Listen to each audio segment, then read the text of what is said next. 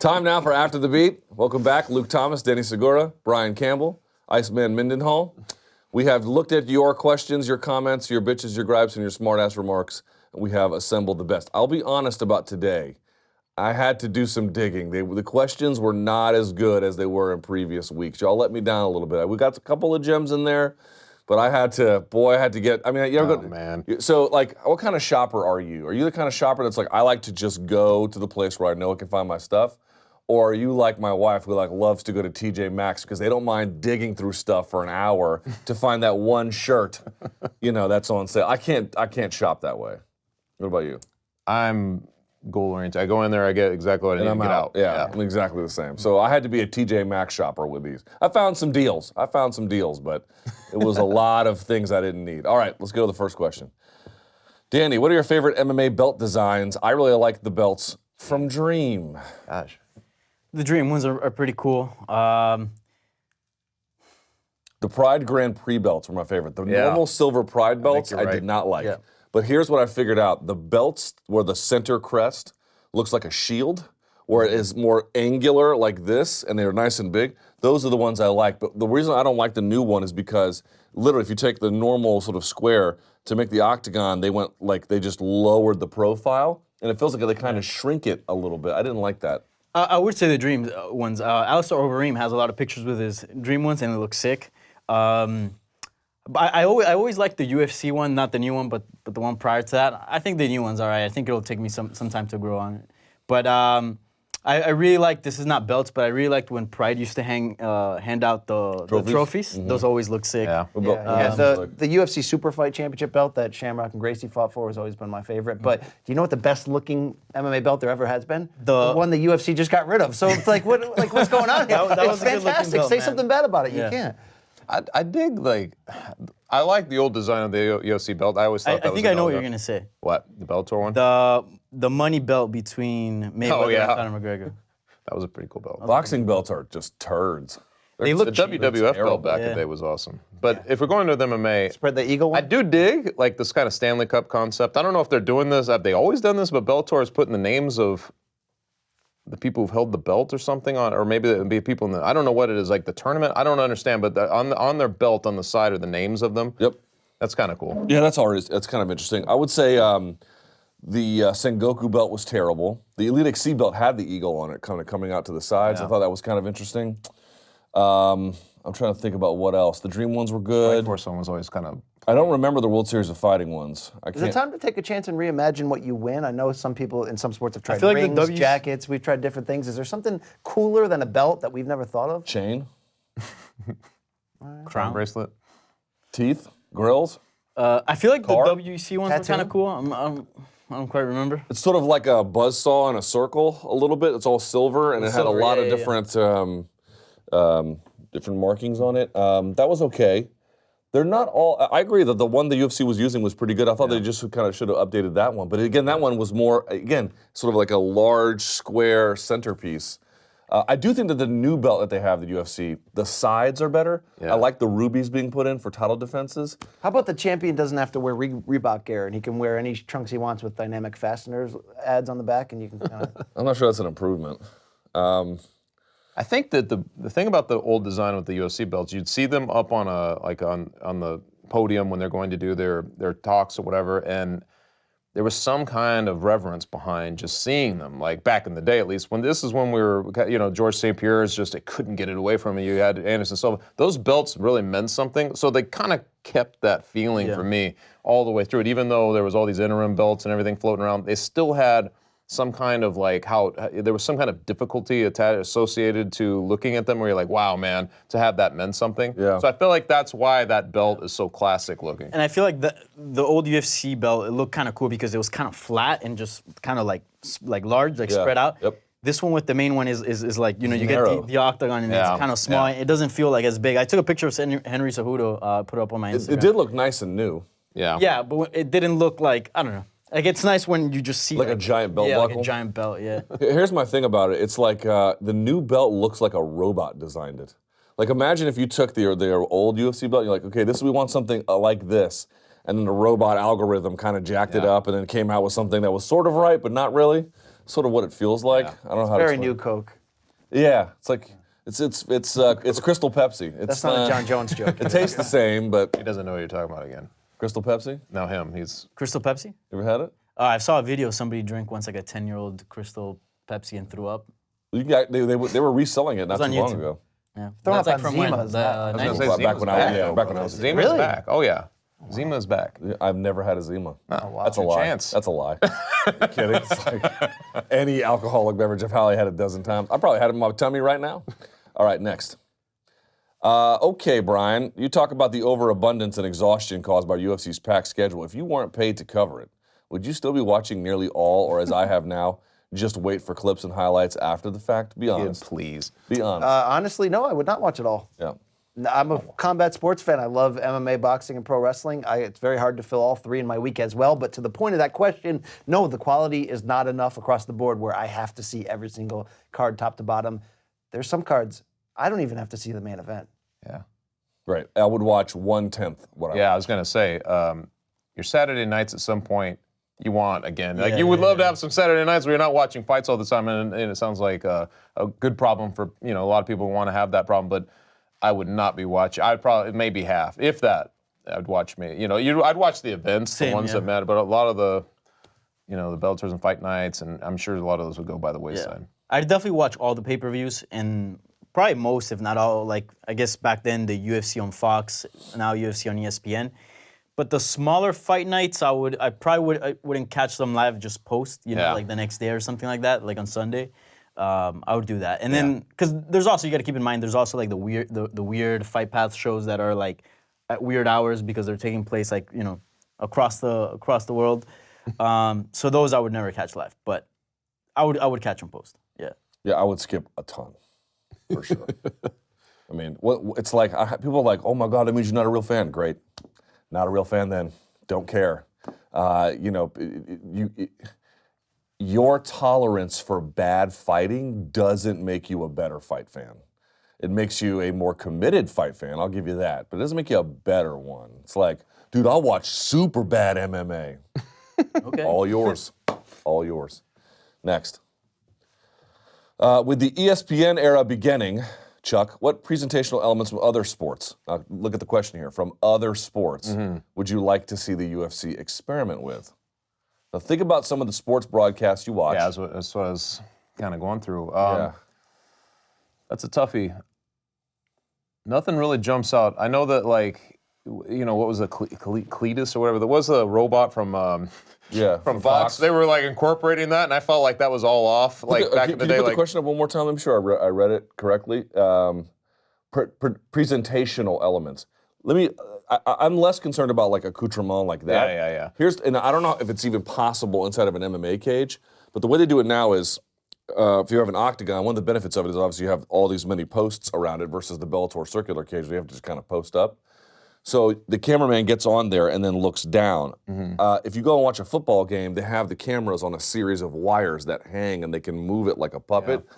I wonder if there's some kind of innovative technology where the camera can be controlled by some other operator, where the camera can go inside the octagon and then follow the people at almost waist or eye level and then pull out and then zoom out. It would probably cost a small fortune or a huge fortune at that. But I wonder how that would transform, because a lot of times you're filming at an angle and they cut off the feet, which is like the most important thing to be looking at, for a dork like me anyway.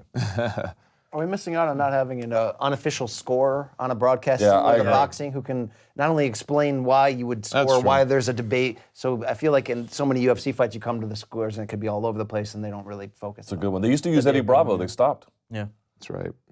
Yeah, I would agree with Brian. I don't really have anything that stands out at the moment, but that'd be a big one. Boxing does a great job at that, because if you're not a huge fan, like it's kind of hard. Sometimes already being a big fan and already knowing how fights should be scored is already difficult to judge how fights are being scored. If you're a casual, I mean, it must be a nightmare to figure out who won. So if you have somebody that knows, giving you details on who won round by round, that'd be nice for sure. Bellator does a good job at that when Jimmy Smith was over. Yeah, he would score at the same time. The unofficial scorecard. Does Big John score? I don't think he does. It's interesting because Big John was a judge as well. He wasn't just a referee. That's interesting that they may have I taken could be that wrong away. though, but Here's the thing I don't understand, and I know Bellator's going to get on me and get mad at me. I'm not trying to I hope Bellator has a majorly successful weekend. I really do. I don't know that I understand having 10 people on a desk and it dragging out the broadcast. You ever notice that? They'll go to the desk and there'll be like 2 fighters and then Jay Glazer, and it's like, I'm not saying the analysis is bad. It's pretty good actually, and everyone does a good job. But it brings that show to a grinding halt. I'm not sure what benefit it really serves. Save that kind of thing for a pre-fight show or a post-fight show, or have it be a much quick hitter, or you know what I mean? Like save all the big analysis for before or after, because I do want to hear from Frank, and I do want to hear from Josh Thompson. I don't know that I want to hear from them in between fights. I think that kind of kills the buzz for me a little bit. Yep. So does Wash Goldie, but that's another topic. He's gonna start tweeting you. I do that to pop you. Come on. Yeah, bro, I've made my case about that. I have moved on. I'm trying to think, is there anything else that we like from the boxing broadcast that they do? I mean, no one's ever done post-round interviews, luckily, with fighters. We can stay away from that. But boxing's not really known for innovation outside of attempts at ref cam, which doesn't work either. Do we like ref cam? No.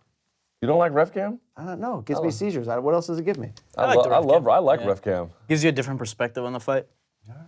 No? It's also good to when you want to question like a referee's call, because you're seeing their point of view, or more or less. Yeah. So you get a good insight, because we get the benefit of all the cameras. Like the body cam footage? Yeah. Not all innovations work. Remember when ESPN got the NBA contract and they put that camera at below the rim in the floor, so you can look up, and it became the ball cam. And I'm not talking about the basketball. Yeah. Or how about of course you would go there. You guys remember when NHL on Fox had the puck that glowed? Yes. I was and it down with glowed across the screen? Yes. People apparently hated that. Yeah. But you don't need a major innovation. Okay. You don't need, to really update your broadcast, you don't need some kind of earth-shattering new technology, but you have to reimagine a way to present it. And 3D is washed. No one cares about that. Like, we're going to watch fights in 3D. Dude, Nobody 3D cares. gives me a headache. Yeah, nobody cares. You have to wear glasses and it's stupid.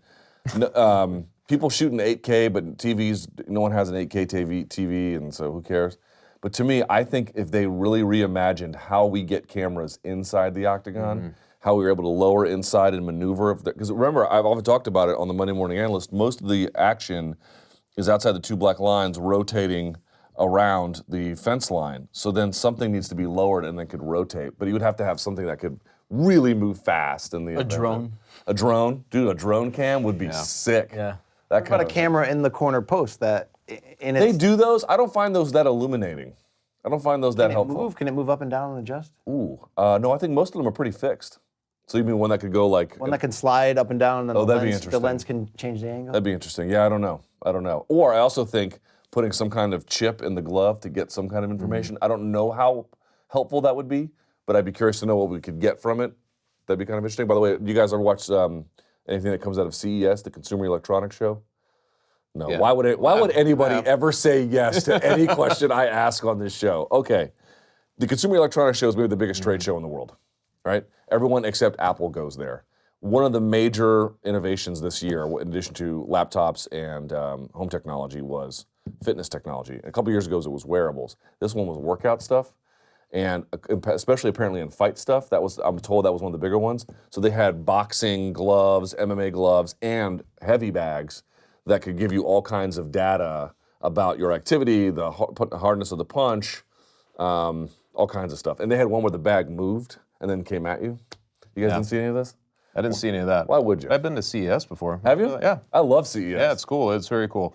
I will say that the UFC has kind of started to do some of the stuff I wanted to see. Like, just having Trevor Whitman or somebody like that kind of explaining. I've always dug that sort of thing. I always wanted to hear microphones on corners. They've dabbled with that, and on Fight Pass, you can actually click something. choose, yeah, yeah. exactly. You can actually listen on the corner. That stuff I like. I love hearing how corners interact with their fighters, what's effective, what's not, how, you know what I mean? It's like hearing a coach, like coaching in football. Like, it would be like hearing them communicate with a quarterback or something like that. To me, I love that, that interplay between the corners. So I love stuff like that. If they could enhance any of that, I guess I would. I pop for announcer cam when you end up seeing the reaction from like Anik and Rogan of a knockout or something, and That's cool. That's always Rogan's fun, face is just blank. That's always pretty. Yeah, or Bruce Buffer. because those guys get in his face too, like TJ's, it'd be kind of cool to get that kind of thing. True. All right, so there you go, UFC, you're welcome. All right, next. Boys, was there ever a point any of your journalistic careers where you had to decide between a big opportunity or sticking to your moral values, huh? Who here was given money to go to Saudi Arabia and wrestle for the WWE? Oh, man. I was. Anybody? Anybody had to make a choice there? Usually the money is not big enough where you have to worry about this. I mean, I'm sure all of you guys have been offered strange things that you're like, I can't really justify doing that. There's been multiple overseas type situations where people are like, hey, do you want to go do this for some coverage? Yeah, promoters will fly you out. Promoters will do that all the time, and I mean, yes. I've never done anything like that, but... the answer is no. Yeah, I mean, it's just... I've had to turn down discounts for international travel to cover fights, Pacquiao in Macau, anybody, or straight up... Did you go to that fight? I did not. There's two of them. Or straight up, we'll fly you here, but you have to write this story that we love. Yeah, you turn that down. Yeah. You stand up. Yeah, I've had that happen to me once. Like, oh, we'll fly you out. We got you in hotel. We got you in everything. We just need the coverage, and that gets into like weird territory. So I want to do that one time for a promotion that I know is going to tank, because I'll take the money, then write a terrible story about him, and then just watch him go. See, that's always the risk I would run, as I would just piss him off in the end. So that's where I end up with everybody. Everyone just ends up mad at me. Yeah. I think those are always the big ones. Is that there's a lot of promotions that are like, yeah, we'll fly you out, and it sounds so innocuous because they offer it so readily. Yeah. They're like, yeah, we'll just fly you out. I was like, really, word? So no, I've never done that. That's probably about it. Usually the money's not big enough. No one's offering, Right. Here's 50 grand to do X. Really, Like, it's more that they're just offering you a trip out to where they're at. Yeah. A lot of times the money is insignificant. It's just they want you at their event. So yeah, I do wonder like what celebrities might have been offered though. Well, as journalists, we do sell our soul for food. How many times has there been, hey, there's a media gathering to interview this fighter, Right. and how many times do we check the fine print and go, well, is there food involved? And how many times do you make that decision, yes, based on the restaurant? Right? I had a buddy of mine. I have a buddy of mine. He doesn't cover boxing anymore. You might remember him. Do you remember Gautam Nagesh? No. You don't remember him? I guarantee you've met him because did you cover Peterson versus Khan? I didn't cover it there, no. No, I can't remember. I'm pretty sure you might. But Khan got screwed. There was a man in the black hat at ringside. Anyway, he had a rule where he never accepted anything more than $5 from any promoter. In other words, he might eat your meal that you offered, but probably not. Even if you offered like, you ever seen those thumb drives where they put all the stuff on it? You'd give them all back. His rule was no more than $5 from any promoter ever. It's a pretty hardcore rule. I'm like, dude, you could eat the mashed potatoes. I don't think you're cool if you want to do that. But he was hardcore about it, man. Yeah. So I've seen that too. Anyway, all right, that's about it, right? I can't think of anything. All the TV opportunities I've ever had were pretty much above board. So yeah, Pretty much. Yeah, pretty much, except for the ones where we were covering underground fights between 11-year-olds. All right, next. the money was good, man. Yes, children fights. All right, true or false, Habib's book sells over 5 million copies. I think this is the wrong one. Oh, no, these are supposed to be listed out. All right, so true or false, boys, here we go. Habib's book sells over 5 million copies. True or false? True. What do you think? False. False, I say. False. Although, overseas, you never know, man. There's a lot of Russian people. He is a hero in the Muslim sports world. Yes. Gronk kisses his daddy Brady on the mouth. No. I'm going to say true. What? True. False. True. Scandal. Luke, you have cooler tattoos than Greg Hardy. That ain't hard, man. I don't have cool tattoos, but the ones I have are better than his. I'm like shockingly bad Punctuation ones. up in this thing, man. You like his goatee? You're a facial hair guy. Yeah, I don't like it. Very like Sideshow Bob. Yeah, it's a little weird. And his tattoo, also some of his tattoos are just unfinished. Like he has, I've always wondered about Robbie Lawler's back tattoo, like the giant. It's some sort of Asian calligraphy. It's unfinished. It's just the trace outline. He never colored it in. I was always like, you just got the trace? Like, really? You gonna draw that? Yeah, it's like, aren't you gonna fill that in? But hey, he marches to the beat of his own drum. By the way, I like how they wrote sequentially. You, Luke, have cooler tattoos, then Greg Hardy, like he comes next or something. Fedor's never cried. That can't be True or false? That has to be true. Your interview with him, surprisingly, he's very cultured in Russian literature. I and actually film. asked him that exact question on a feature I wrote, and he said he had cried before. Did he say why? I don't remember him saying why, but he said he had. I asked him that because I was like, "Do you ever cry?" You know, and he's like, "I cry." You know? Fedor is one of these guys. I cried once. I cried once. Fedor is one of I was these an guys. infant. You have to really ask him weird questions. Yeah. Because if you come down the middle with Yeah. like the common Oh yeah, he just. softball, he just watches them all go past. Yeah. He doesn't swing on any of them. You have to really get out there on him a little bit. I don't know if you guys heard about this. A weed commercial during the Super Bowl would have tanked the stock market and brought forth the end of days. Did you guys hear about this on CBS? I did. So CBS is showing the. Did you hear about this, Danny? I did not. Of course, why would you? I'm teasing. So CBS is airing. You can put the thing down. CBS is airing this year's Super Bowl, and a company known as Acreage, which does in this particular case, they were trying to get an ad put on television for medical marijuana. It's backed by former Speaker of the House and a Republican, John Boehner. And CBS balked at it, and people are like, well, that was the wrong message to send. Because remember, they're not talking about sort of commercial weed you could just go buy, but rather medicinal kind, right? Which, by the way, is such a Trojan horse nonsense portion of the argument. You know, the argument is, it's my body, F off. Like, that's the real argument, but okay, you gotta convince the olds that there's a reason to do it. Anyway, people were surprised by this. Not me. You guys watched 60 Minutes anytime recently, like in the last 5 years? That was at the CES show. How is it I'm the only one that knows what's happening in the wild? Like, any question I can ask you guys other than, is it raining outside? No one does it. MMA, bro. You keep coupling me with his answer. I have watched 60 Okay, Minutes. so in the last Chuck 5 is years. forgiven. You two, it's like, have you seen any movies? No. Have you read any books? No. Have you heard about We're this too show? busy covering No. MMA. I'm a man. pro wrestling journalist. Do you know how many hours per week you have to do It's like, to keep I that am job? next to these uncultured goons. Have you not watched 60 Minutes any time in the last 5 years?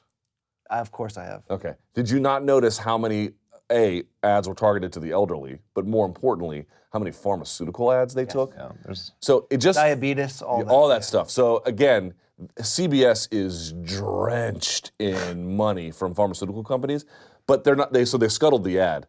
It just is kind of hilarious that they're going to have beer commercials. I know. Through the wazoo on this one. So just remember that your Super Bowl commercials are brought to you by the pharmaceutical industry and big alcohol, who don't want you anywhere near medical marijuana. I've always thought that was kind of funny. And apparently I'm the only one who reads the news. I didn't realize this. Danny doesn't have TV. yeah. He has the internet. That's true. It's good enough. All right, there's more? I believe there's more.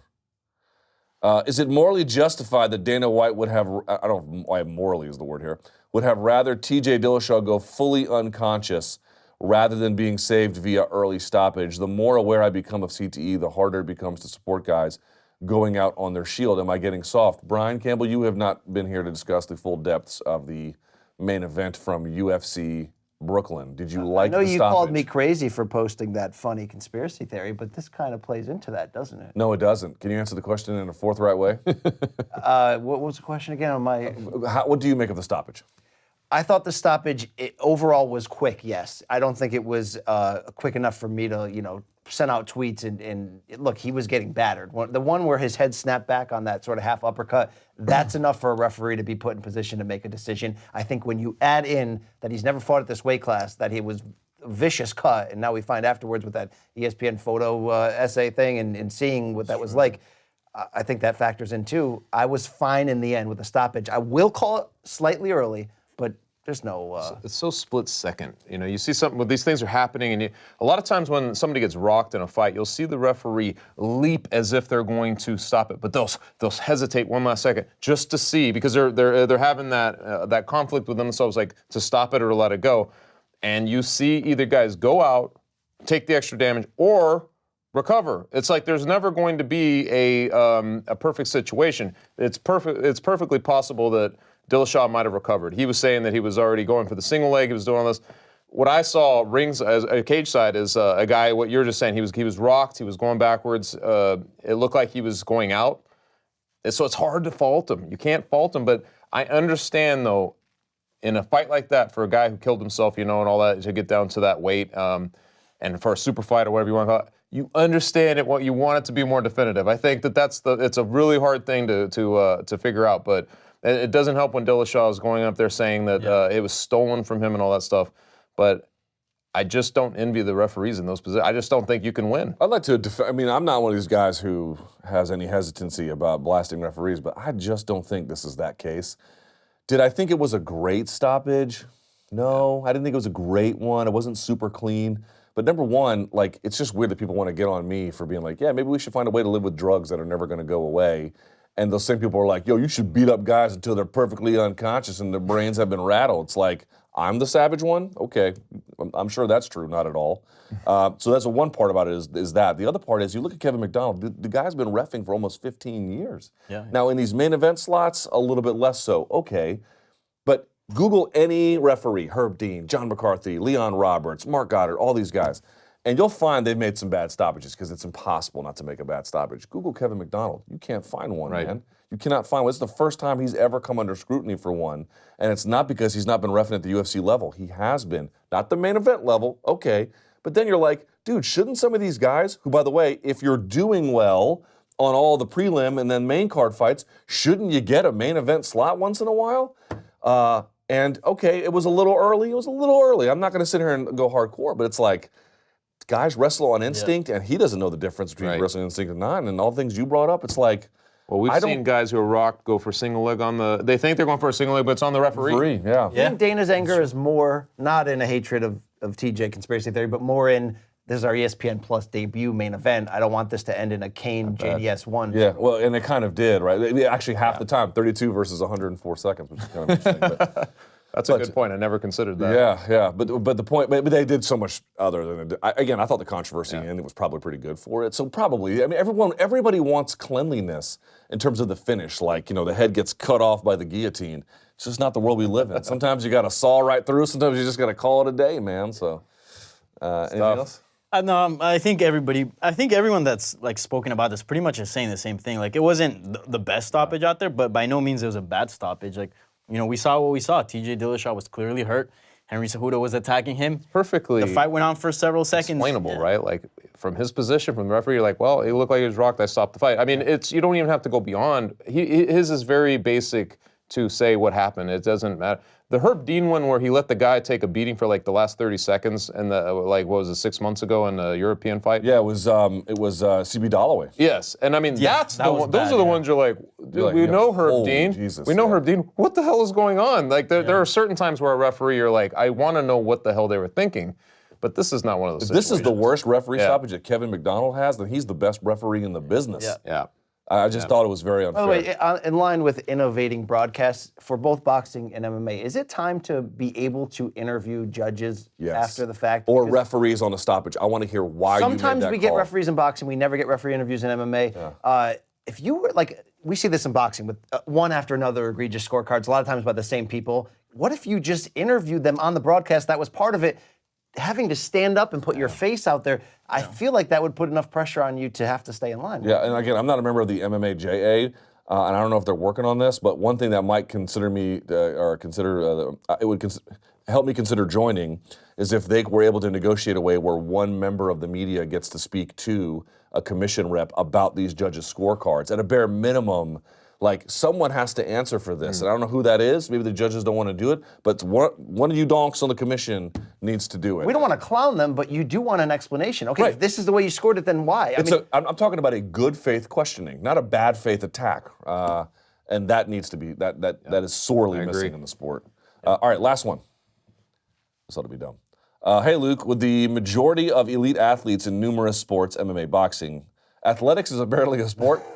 Cycling, football, tennis, etc., taking PEDs. Can you explain to the uninitiated why this is a case and why it's not? Wait. Did I misread this question when I put it in here? Can you explain to the uninitiated why this is the case and why it's not common knowledge? So here's what happened. All right, how do I want to present this? I ran into a buddy of mine and two of his friends who they're my friends as well, but I'm not as attached to them. Both of them are doctors. Now they're surgeons. One is a neurosurgeon, one is a heart surgeon. Yeah, I know, two idiots, right? And they're married. It's like, you guys must be really poor. Anyway, they live here in New York and they're wonderful people, but we got into a debate and they were saying that, like, we were talking about elite athletes whose name I won't mention because people will lose their mind, but you know who they are. there's elite athletes that just somehow never get injured or have these careers late into their life and they're producing great numbers. It is my belief that uniformly all of them are on something, whether it is designer steroids or something else. And they just couldn't comprehend this. They were like, no, it wouldn't ever be this way. And I was like, y'all went to medical school, right? And they were trying to make arguments that were just like incredibly naive. But do you run into this? Do you run into people who believe that steroid use in sports is the exception and not the rule?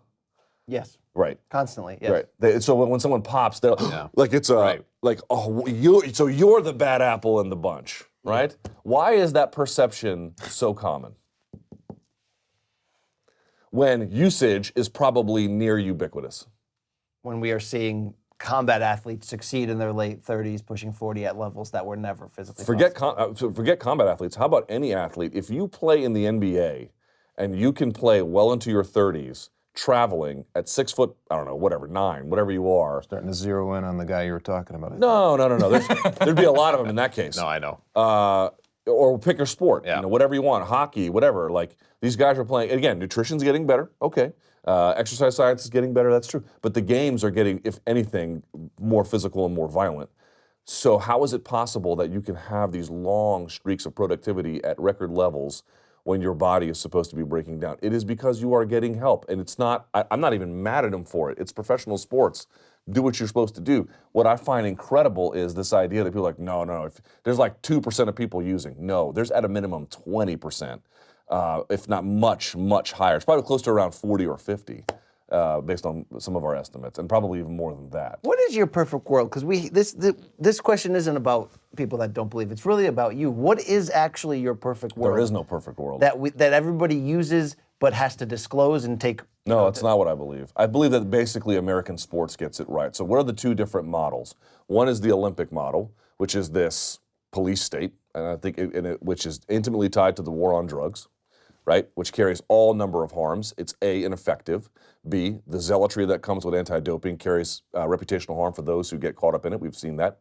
And so it's incredibly wasteful in terms of resources. It simply doesn't work, and there are invasions of privacy. I mean, you can go on and on about all the harms associated. So it's clearly not working, and it's clearly not going to work. It's incapable of working. So then you have to come to a better conclusion, which is that we cannot eliminate these drugs.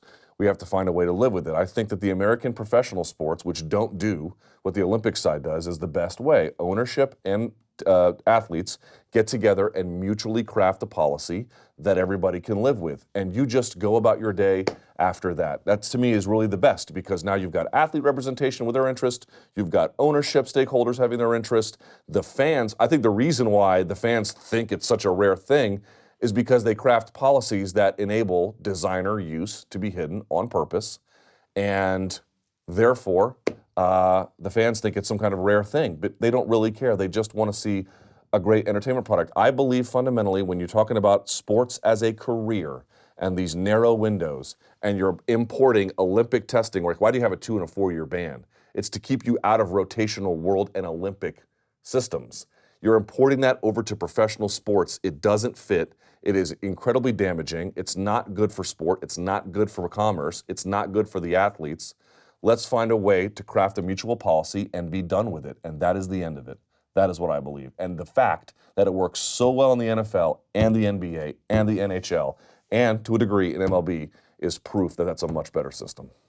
Passionate words of a passionate man, John. Right. Yep. We have, it is crazy to me, we have prize fighting where we're like, these guys have narrow windows and we're banning guys 2 to 4 years. Like, why would you import an Olympic system into a prize fighting commercial professional sport?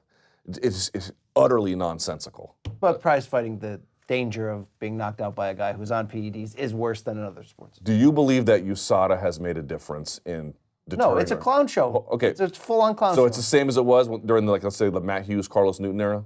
Probably a little bit less, right? I would say less. No, for sure. Less. Yeah. Come on. When you look at the product, does it look any safer to you? Is there any proof that you can show me that there are fewer brain concussions, that there are fewer injuries, that this is a safer sport than it used to be? If anything, it is more dangerous than ever.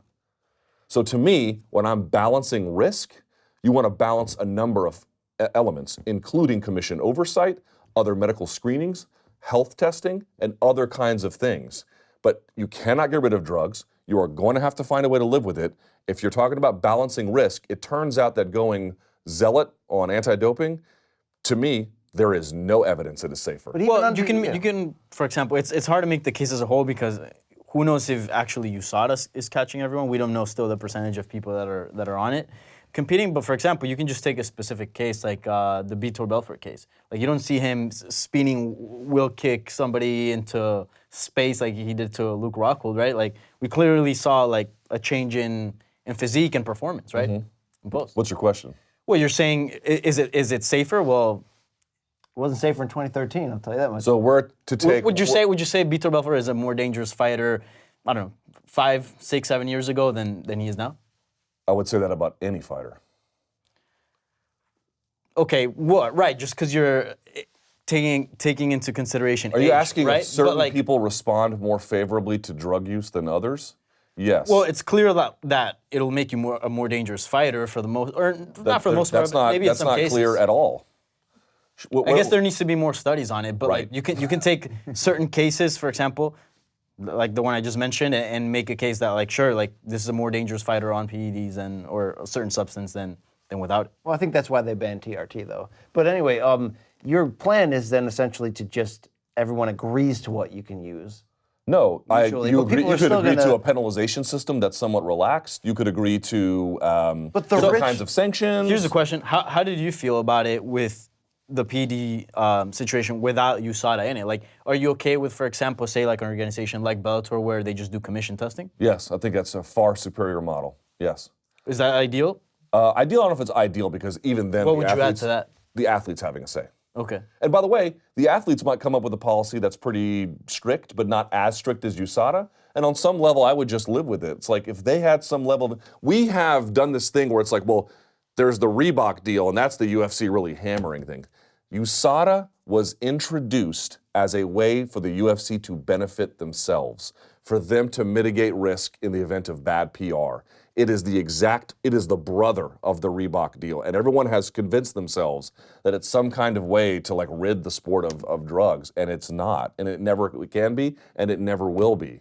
It is a mechanism of corporate control. And once you begin to understand that, and then you begin to understand the mission failure, you begin to be like, well, then why are we doing this? We're doing it because it benefits UFC in the event of some kind of calamity. I don't think that your system fixes it, though. I think it just It creates... absolutely does. For a system that the athletes create, if there's disaster there, who's to blame? The Fighters Association, ownership, commission responsibility? It would spread blame. It wouldn't concentrate it. Right now, the UFC would bear the brunt of it because they're the ones in control. You spread that blame a little bit, and then there could be some reconciliation about it. I don't care who you blame. It's the same problem, though. People are using, but okay, then you can agree that we can use this, but we can't use this. No, I'm talking about in the event of calamity, right? In the event of calamity, let's say, God forbid, a death or a serious injury happens inside the octagon. I hope it never happens, but let's say that it does. If it does now, the UFC can say, well, they're one of the ones in control, so therefore this USADA deal is sort of insulated. I mean, like we did everything we could, right? But I know we got to wrap it up. But the idea here is if you spread the blame between a union, so if such one existed, and ownership and commissions, then you could say, well, how do we redefine the system? What other kinds of changes could we make? But it wouldn't be on UFC to go super gung-ho to protect themselves. And by the way, Okay, it would remove the clown from the circus to a certain degree, but it would still be a circus. More news at 11. yes, Quote the we Luke, have to go. nevermore. It's an interesting conversation we should have for some time. People bring up the Vitor one, but in the end, when you really begin to look at the aggregate product and you ask yourself, is it safer? There's no evidence it's safer at all. Zero. So what is There's that? also because there isn't any testing being done on the subject, right? On who? On these things like how a fighter's performance is with or without, and then tallying that up over a long period of time, and then seeing okay, No, it's a are we different- getting more knockouts? It's a different question. How many knockouts were there relative to the amount of fighting time, relative to the amount of fighters? Different ways to measure to what extent was there injury before, what is their injury now? The number has gone up.